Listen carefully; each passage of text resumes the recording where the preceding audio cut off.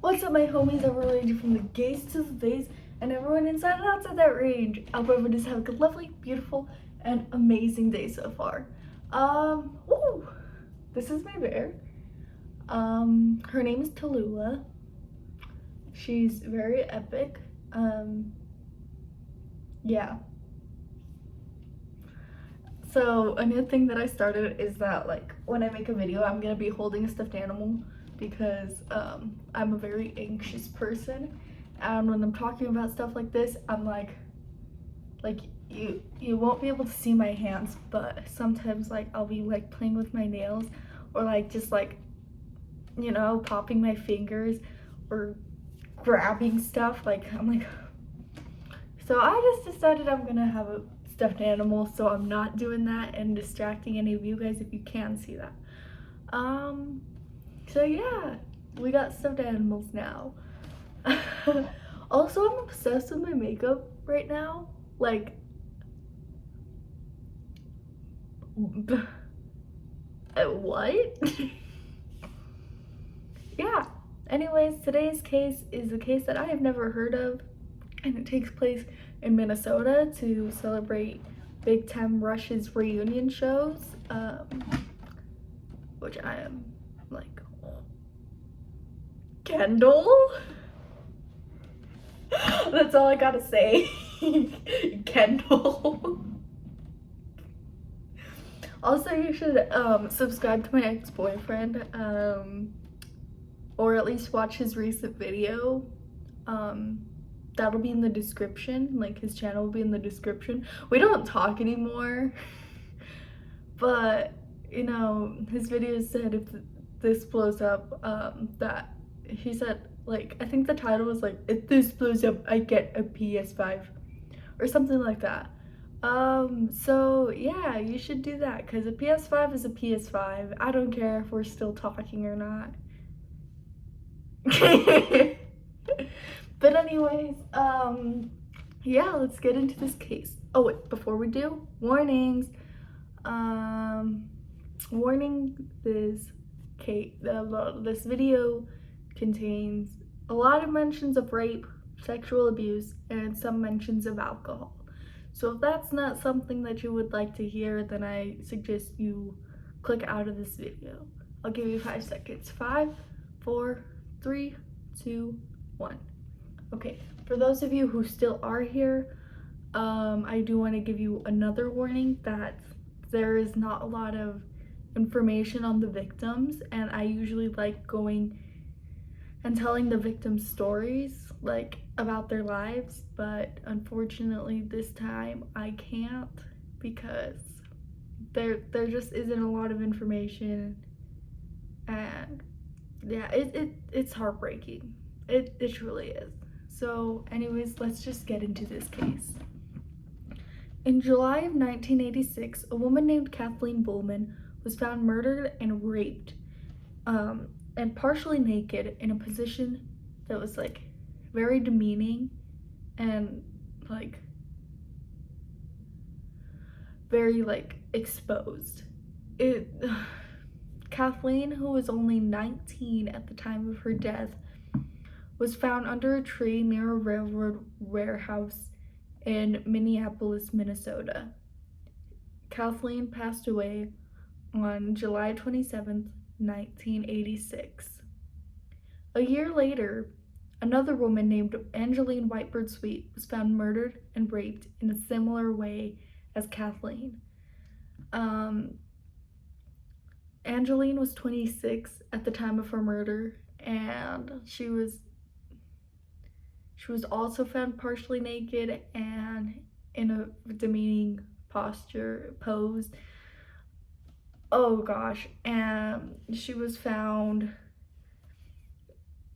in the back of the American Indian Center on Franklin and Bloomington Avenues in Minneapolis. I'm sorry. And I know American Indian or calling Native Americans Indian is very controversial right now, and it always has been.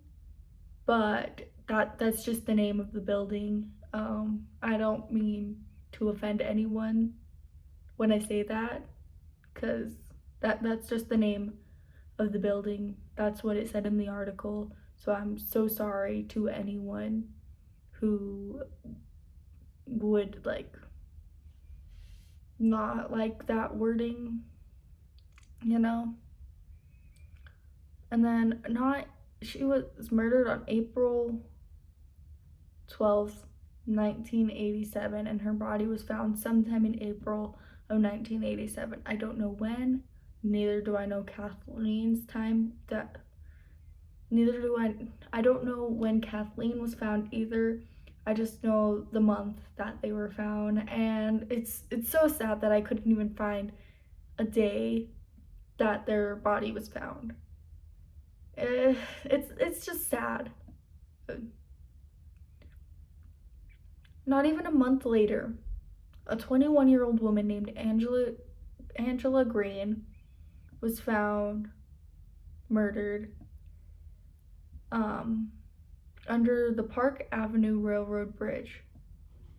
She was murdered on April 29th, 1987, and she was also found the same way as the other girls, like a very similar way. The police knew immediately that they were looking at a serial killer, and so they got on the case immediately. Like, the victims' profiles, they were all very similar. They were all Native American women, who, these aren't my words, had alcoholism.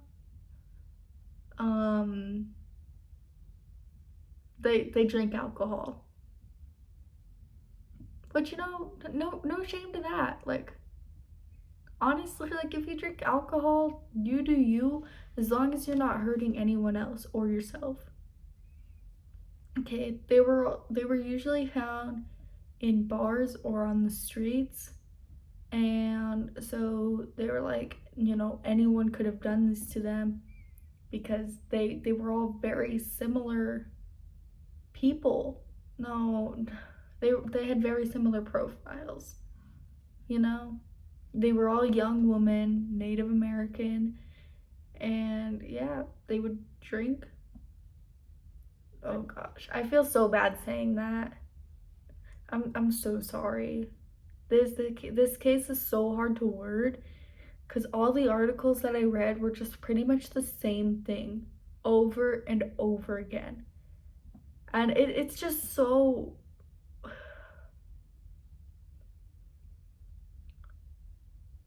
ugh. It wasn't just their lives that were similar either. As I mentioned earlier, they were all murdered and they were all raped. But the cause of death, they were all bludgeoned to death. And the main focus area was the mouth and the face. Like, this seemed like it would be a personal attack, but like, it was a serial killer, so like, all three of the women were also found. Okay, I'm gonna give a warning real quick. Skip ahead. There might be a timestamp on the screen. Go to that if you don't want to hear this, because it talks about some sexual assault and it's so ugh. Okay. They were all found with a stick in their vagina that was either placed there during or after the murders. Oh, why would you do that to someone? That's all I gotta say. Why? There's no need to murder someone and then afterwards, like, do that? Like, no, just, if someone is bothering you, just ignore them, leave them alone. Like, I hate people sometimes. Not all people. I hate murderers and rapists. Okay. Police got into this case immediately, as I said earlier, and they were eventually led to a man named Billy Richard Glaze. Billy Glaze had a long criminal record for things such as counterfeiting, disorderly conduct. What did I say? Conduct? I don't know what I said there, but disorderly conduct, okay? Social security fraud, driving under the influence of alcohol, and rape. Billy Glaze was said to make offensive comments towards Native American women, and just Native Americans in general. And Billy was a known drifter. And if you don't know what drifter means, I had to look it up too, so don't feel bad. It's someone who moves around a lot, pretty much. Like, you can't keep them in one spot. They'd be like, whoop, I'm out, whoop, I'm out. So Billy would go from state to state, pretty much. So police spoke to a waitress who was allegedly a girlfriend of Billy's. I don't know. I read on like 2 sources that it was a waitress who was a girlfriend. So I don't know if that's true, but yeah. The waitress told authorities that he moved to New Mexico. And let me tell you, Minnesota is a long way away from here. Okay, I'm in New Mexico, by the way. I did not mean to find a case that mentioned New Mexico at all. I just like was scrolling through cases and then clicked one. But the fact that he like fled to New Mexico was really odd to me, because I was like,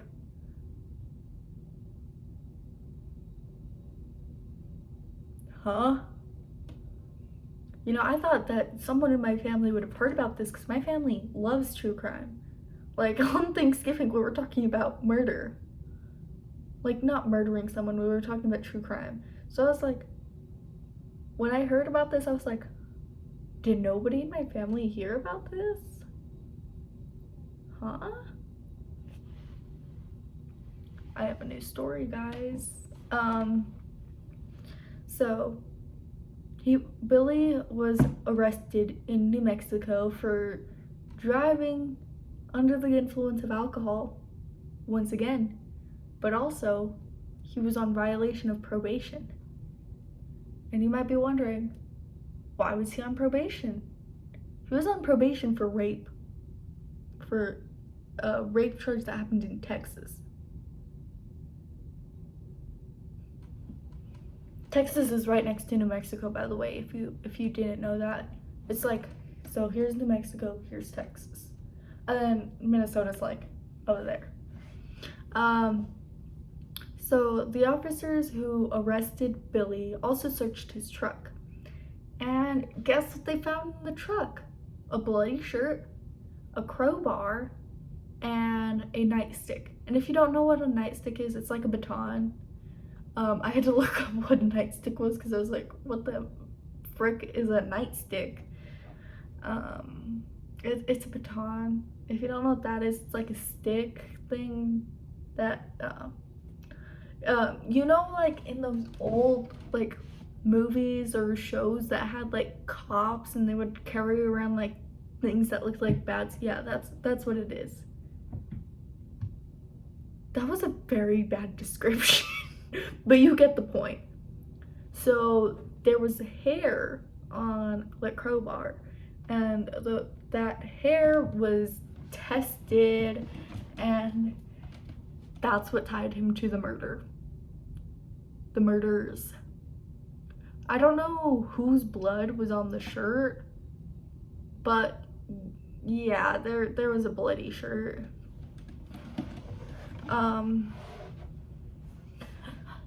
He was tied to all murders, right? And So Billy was allegedly, we don't know if this is true, he was allegedly bragging to the police that he murdered over 20 people, over 20 women, I should say. Over 20, and mind you, 3 is a lot, 1 is a lot, but 20 people. That's like the size of a classroom, like an average classroom. Huh? I'm scared that my neighbor's gonna walk by, because like there's a trail behind my house, and a lot of people walk on it, and so I'm scared that someone's gonna like walk on it and see me like, huh?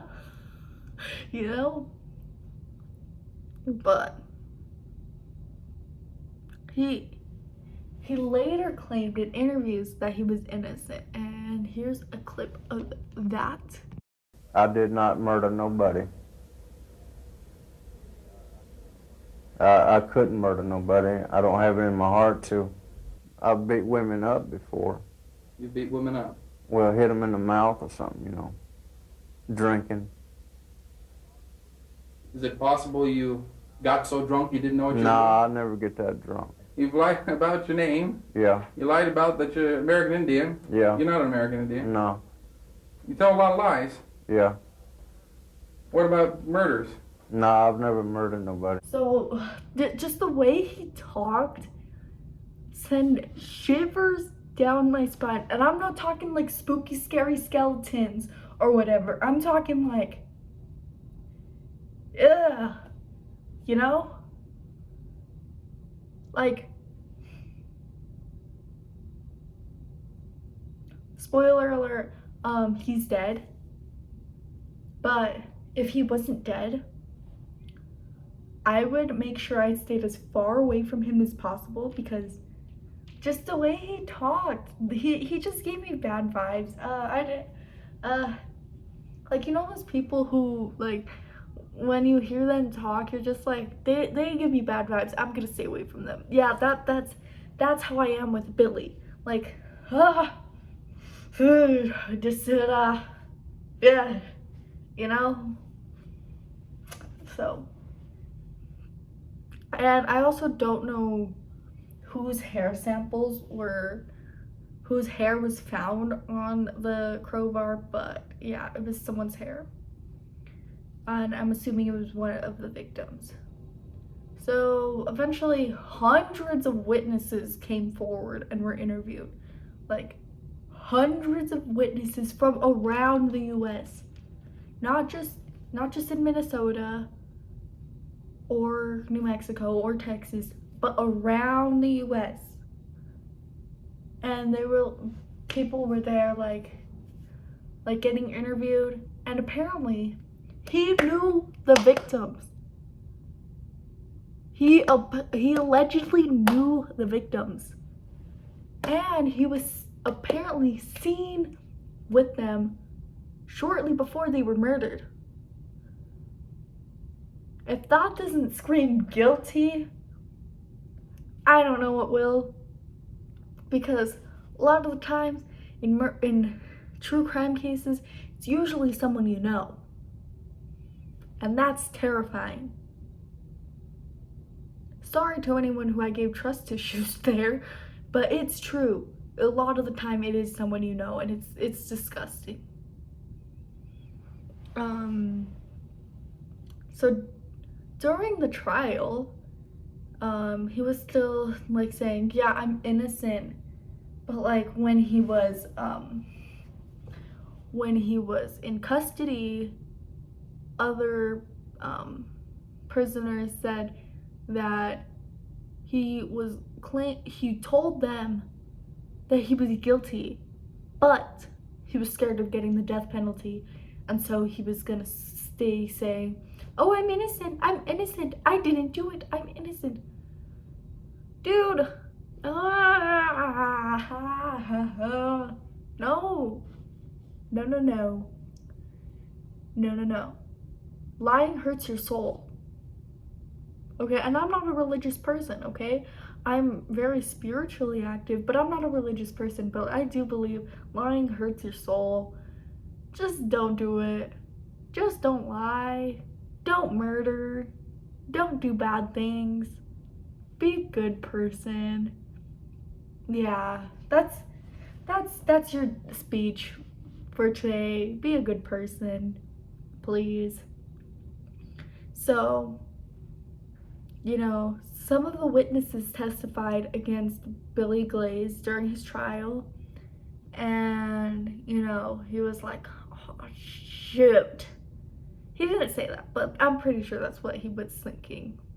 So Billy was found guilty of all of the murders, all 3 of the victims that we know of. So that's Kathleen Bullman, Angeline Whitebird Sweet, and Angela Green. So all 3 of them. And he was given 3 life sentences, 3 consecutive life sentences. So he would not be released from prison, like, ever. Yeah. So he was sentenced and he was put into prison, Then in 2004, guess what he did? He wrote to the Innocence Project of Minnesota and was still trying to say that he was innocent. And if you don't know what the Innocence Project is, it's pretty much like this organization that that helps reopen cases and lets like innocent people get out of prison, pretty much. I probably didn't explain that good, but yeah, you get the point, I think. So he was still trying to prove his innocence, right? And then in 2007, the Innocence Project retested everything. Like dozens of pieces of evidence were retested at 3 different labs. And it took years to get these results back, because DNA testing takes a while, but dozens of pieces of evidence 3 different times at 3 different places. Shush. Okay, so none of his DNA was found on any of the evidence, but there was it linked to another man, and this man, I don't know his name. It just said a man who was in prison. They interviewed this man, and he was actually in prison for failing to register as a sex offender. Which, bad news, bad news, bad news. No.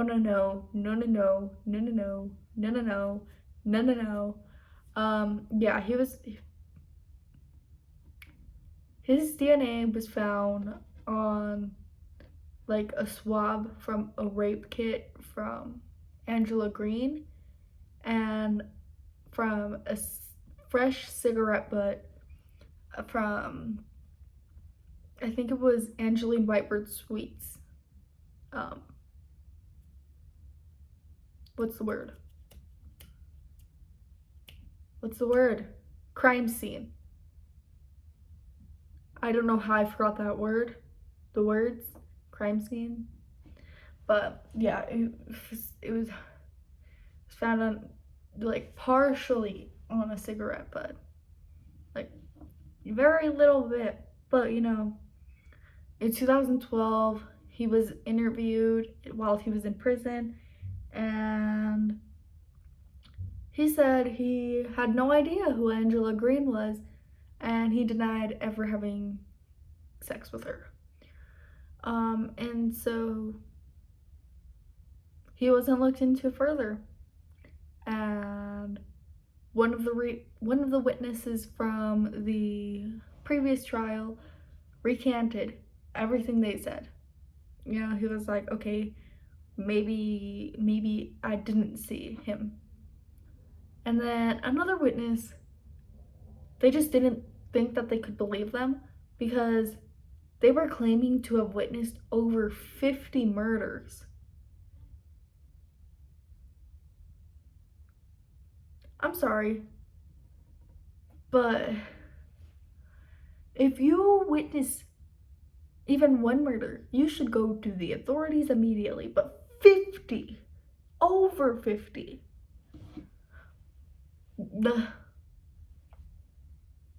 It breaks my heart how someone can be able to witness murders and not go to anybody. They just watch it happen and then they don't do anything about it. No. It's so sad. It really is. So Billy was later diagnosed with stage 4 lung cancer, and then on December 22nd, 2015, he died at 72 years old. And since there wasn't any new evidence, there wasn't any new evidence, a new trial never happened. And so Billy died a serial killer. But let me know what you guys think, because I don't know. Like, do you think that it was Billy, or do you think it was that other guy who was in prison for failing to report as a sex offender?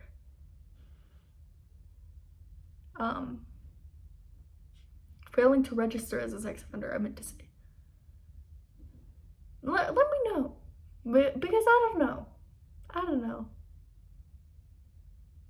Maybe. I don't know. Anyways, that's it for today's video.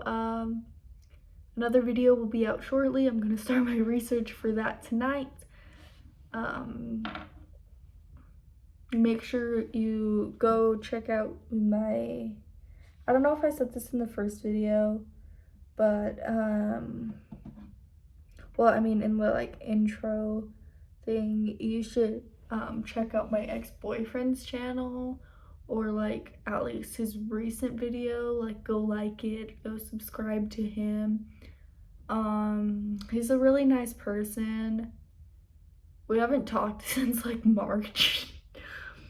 But his video was titled if this blows up, I get a PS5.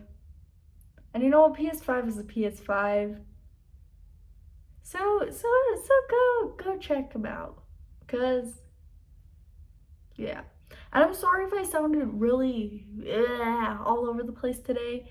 I'm sick. Yeah, love that. Also, I'm sorry that this video was shorter than usual. Like I said earlier, all of the articles were just pretty much repeating themselves over and over again. And it just gave me a headache. And so I couldn't dig too deep into this because I was scared that I was gonna run into another article that was pretty much saying the same thing as the last one. So yeah, sorry about my ranting. I love you guys so much. Bye bye.